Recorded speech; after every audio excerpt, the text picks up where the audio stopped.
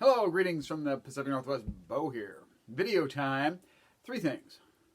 West Coast style. 3, right? Maybe I should do it like that? No, who cares? 3 things. Record Store Day 2020 round 2 drops. Got a few things. Also got some used vinyl to show. And I'm going to enter a contest. The Vinyl Guru. 5 records that you would recommend. I kind of batted some ideas around. I thought about showing, maybe trying to show some different kind of things. Maybe 5 things that you can get that are super easy to find, pretty affordable. People tend to gloss them over. I kicked that idea around for a while. I had some other ideas. I ended up going with just 5. I think currently what are my 5 favorite records? The 5 records that I would recommend the most to anybody. Anyhow, so 1 sip of the Northwest Java. That up here by Adam 12. 1 Adam 12 possible 459 with chains and knives if you've seen the show. Anyhow. All right, here we go. So, first one I got here is, and Chet's in the way here, so I got to be careful about pulling these records. This is Lee Fields. And what's cool about the Lee Fields record, it was on this clear vinyl. See if I can get it to come out. They're all in there, a little on the toit side. It's on the Desco label, but it's got this clear vinyl with this green splatter. It's pretty cool. Very similar sound to Mr. James Brown. And this came with a download code too. So he looks a little bit similar to James Brown, does he not? Lee Fields. That was pretty cool to get. That was the one thing that I set out to get. It was a recommendation. And that they had plenty of. Everything else that I went out to get, I was looking for some stuff for some friends. I found one thing. I'm not going to show that. The rest of the stuff that I was looking for myself, I got like the last copy that was there. Like, for example, they made a zillion of these copies, and I told a friend of mine, I made a mistake. I said, I got copy 00094, but it's like I got 00994. So 994. Not number 94, but 994. Just a fairly low copy. But this is the Doors stripped. It's a soft parade, of course. On this clear vinyl.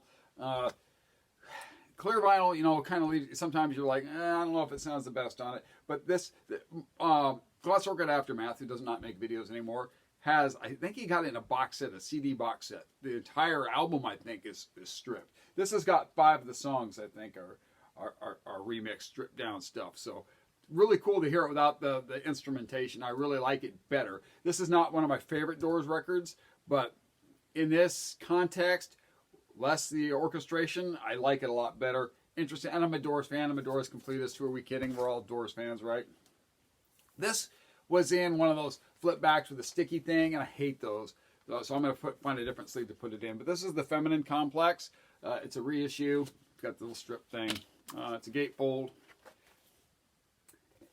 It's a 2-record set, and so it's got the demos on this as well, so that's a pretty cool thing to have, and I'll show you guys. It came on.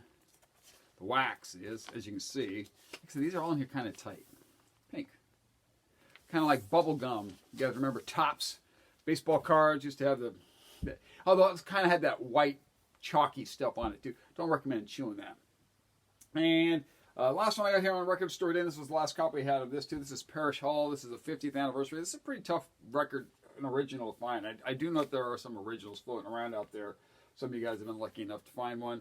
I'm more than happy to have this. It was a pretty good price too. So picked that up. Happy to have that in the collection. I'm become more accepting of reissues at times. Okay, so those are my Record Store Day finds. So now we'll move on. I've had some used vinyl finds here of late. And this is a record that I've had a couple copies of, and I've given away to some friends over the years. This is a David Bowie, Stardust. This is a Canadian pressing on RCA. And it's just the orange label. It's Dynaflex. Electra Woman in Dynaflex. Don't recommend Dynaflexing it. But anyhow, so I probably don't have to go into that too much. But it was a Canadian press. Decided recently I would like to kind of Bowie's somebody I've kind of fluctuated on. I've gotten rid of, purged, stuff like that. So I'm kind of back on the Bowie kick. Price was right, so I picked it up. This one was super cheap, mostly because it's got the tape. Yellow strip of tape here, but this is Stan Getz. You know, it's kind of jazz. Oh, it's not kind of jazz. It is jazz. It's on the... Oh, it's on the Fantasy label. Kind of like that Parish Hall, right? It's on Fantasy Records. CCR's label. Fantasy Records. Couldn't resist this. Because this is the jacket's not super clean, but the vinyl's really clean. You don't normally find the clean copy. This is Wild Cherry. I bought this solely for the hit. This neighbor kids. Get off my lawn, kids. Wild Cherry. I play that funky music, white boy.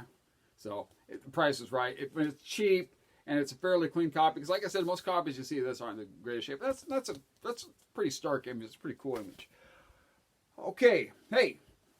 This is Odetta, and this is on Tradition Records. Now, I believe this to be a second pressing because I believe the original, they are on, the label does look like this, but this blue is a lot lighter shading.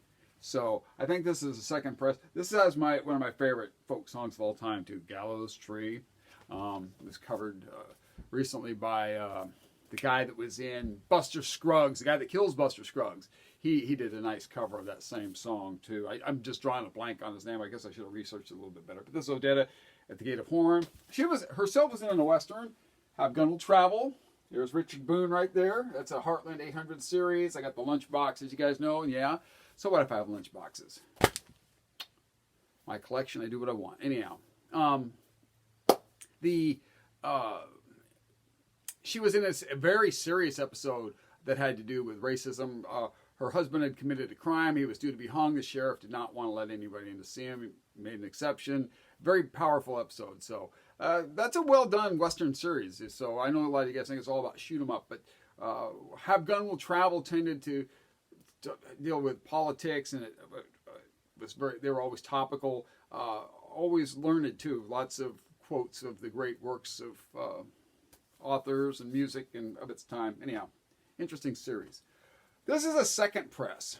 This is Richie Valens. I actually had an original copy of this and I got rid of it because really all you need is this single, you know, with Donna and La Bamba, which I also have that, so I didn't need this. But this was really clean and the price was right. It was cheap, so I could not pass it up. So I picked that up, and it's a second. It's a 1960 pressing, I think, of it is what it is. So it's a label. That's it. My used finds. Now we're down to the contest entry. And knowing me, if you guys have seen my stuff on lists before, I always got to have an extra one. So number 6 on my top 5 records to recommend. And that's because this one doesn't really need an introduction. It's pretty easy to find. This is a mono copy. This is Surrealistic Pillow by Jefferson Airplane. Yes, it's got their 2 hits, White Rabbit and Somebody to Love. But the songs on here that Marty Balin does, Coming Back to Me, My Best Friend and Today, those 3 songs, boom, boom, boom, on side 1. Amazing. This is actually a record, too, that my estimation I know mono tends to be more in value, but it plays well on stereo. I mean, it's got that effect where it kind of crosses the channels a bit, so... This is a record. This is a Desert Island record. I highly recommend it. I have a UK pressing of it too. See if I can dig it out real quick. Now the UK pressing is interesting in that there's that label.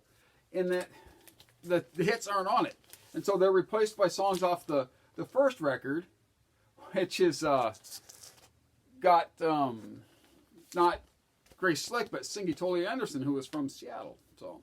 You know, that's just a UK pressing of the same record. Now, here we go. 5 records I would recommend to anybody. Number 5. And these go from least recommended the most. They're still top 5, still a good list. This, greatest hits, which are for housewives and old people, right? But anyhow, I'll explain. Fleetwood Mac, greatest hits. Their psychedelic numbers in the United States didn't come out on their record releases. They came out. You know, they were singles. They may have even been singles in the UK. I don't even know if they're on the albums there. So if you want to get their more well-known stuff, Albatross. Man of the World might be one of the best songs ever written of all time. Green Manalishi, which was later covered, of course, by Judas Priest. Dragonfly. Oh Well, which is on Then Play On. So that one's actually easy to find. But hard-hitting blues, Peter Green era, psychedelic at times. Black Magic Woman is on here too, which I believe Santana covered. And that's on that CBS label. Great album. Don't get me wrong, I'm not knocking the later configuration of Fleetwood Mac, but I much prefer the Peter Green era. Okay? Just my recommendation. Okay. Number 4. And this is a group that I was kind of, in a way, lucky to see. I was lucky to see this tour. Me and Glass Orchid Aftermath. In fact, I went out and visited him in Pittsburgh, and we drove to Ohio, Akron. Nice place to see the Byrds. Sweetheart of the Rodeo. This is, and I've had this argument with people before. Yeah, it's a country record, but I still insist that this has psychedelic flourishes to it. You can find, if you're looking for psych in this record, you can find it. You can find it. Is it a country record? Yeah, it's pretty much a country record. But Graham Parsons' influence is all over this. Although I think when it came out, they may have, he'd recorded a lot more of the songs, and Roger kind of, they bumped him to the side. But, so it's on that Columbia. Nice record. You Ain't Going Nowhere. I mean, The Christian Life. Pretty Boy Floyd. Hickory Wind. Fantastic record. Don't be, oh, well, it's country music. Seriously, this is a must-have. You've got to have this in your collection. All right. Number 3. Now, as a Small Faces guy, and I actually prefer era-wise Small Faces, the early mod R&B kind of style era. But those aren't really albums in that they're collection songs to me. This to me is an album. And this is them gone psychedelic a little bit. This is Ogden's Not Gone Flake. This is the first U.S. press on the Immediate label. One side is songs. The other, they're all songs. But the other side is the story of Happiness Stand. It's got Happiness Stand, Rolling Over, The Hungry. So it's a concept album. The Intruder, The Journey, Mad John, which is my favorite track on here. And then the other side's more like a collection of songs. You got Ogden's Not Gone Flake, Afterglow of Your Love, which is a great song. Renee's awesome. Song of a Baker, Lazy Sunday, which kind of was the death knell for this group. It was the single released, and Steve Marriott did not want that to come out. He only recorded it because they said that it wouldn't come out, and then it did. So, anyhow, open it up so you can see it a little bit. Try to be very careful with this. So I don't ever want to destroy it, because it's not a UK press. I think Jason, my friend Jason, Funnyface26, who is back making videos, by the way, I think he has a first UK press of this. So, U.S. press. Ogden's Not Gone Flake. Steve Marriott is the Small Faces. I know after he left, Rod Stewart and Ronnie Wood joined, and not the same group. Not the same group at all. Down to top 2. Number 2. This is Odyssey and Oracle by the Zombies. My copy is pretty cool because it was owned by some soldier at Fort Riley, Kansas.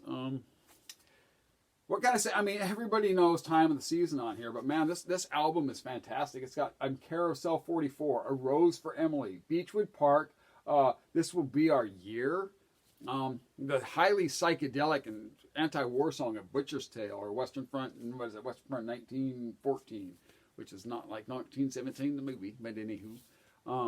I had an opportunity when they were touring doing this to see these guys, and, well, me and, doesn't matter. But I got extremely sick. Sick. They did not know what was wrong with me. Dizzy spells I couldn't stand. I missed like 2 or 3 weeks of work. Was dizzy the whole time. So anyhow, missed opportunity to see Colin and Roger touring. Rod Argent and Colin Blunstone tour and do this. I believe the guitar player has passed away. Might be the only one passed away off this album. Anyhow, the Zombies. If you guys want to see, it's on the Green Date label. They also, the second issue of this, which is on the same Green Date label, came out. And when it's pressed, it's just a really big image of this gentleman right here. which is still cool. I've had some copies of that too, and I've given that away to some friends over the years. Number one, anybody that knows me knows what the number one's going to be. And it's this album right here. And it's Forever Changes. Arthur Lee. Yes, Arthur Lee is a genius. You've also heard me say this, but this man here, Brian McLean, was as much responsible for the success of Love. And I think if Arthur had trusted Brian more and given him a little bit more freedom within the group, that they'd been even more successful. If they'd toured, they'd been more successful. There's the great Johnny Eccles, the last member of the... No, I take that back. Is Michael Stewart still alive too? Michael Stewart might still be with us. I'm not sure though on that. Might be 2 members of Love still alive. Where would we be without the lead track, Alone Again, or, and who was that? Brian McLean. Brian McLean wrote that. Red Telephone and More Again. A House Is Not a Motel, which is an anti-war song. Between Clark and Hilldale is on here. You Set the Scene. I mean, this is a fantastic record. Everybody has their kind of their niche when it comes to Arthur Lee and Love. The first record's tremendous. A lot of people, the second record, but they'll say, oh, side 2 isn't any good. Side 2 is pretty good. It's that 18-minute long. But for me, I like the lush instrumentation on this record. This back photo, in fact, was taken by Ronnie Herron. And I'm going to tie it back into Westerns. Ronnie Herron was an actress. She could tie into the Doors, too. She was the booking agent at the London Fog, signed and discovered the Doors. She was rumored to have had a relationship with Arthur. And she was also an actress in an episode of Cheyenne. That's from the same Heartland 800 series. Clint Walker, Cheyenne. I don't know if you can see it over here, but there's his one Christian gospel record. Maybe I can turn that a little bit so you can see it. Oh, there it is. Clint Walker. Cheyenne, Cheyenne, where will you be camping tonight? Lonely man, Cheyenne. Will your heart stay free and light to dream, Cheyenne? Anyhow, that's my rendition of the theme song of Cheyenne, which is not on there. That's all Christian stuff. Anyhow, that's it, folks. You got a 3-fer. You got Record Store Day drops. You got vinyl finds, and you got whoa, you got a contest entry. Gotta watch that finger. Watch that finger. Anywho, thanks for popping by, you guys. And tie is not very straight. My glasses. Is that better? Picture a man whose glasses are a mess. You've entered the Twilight Zone.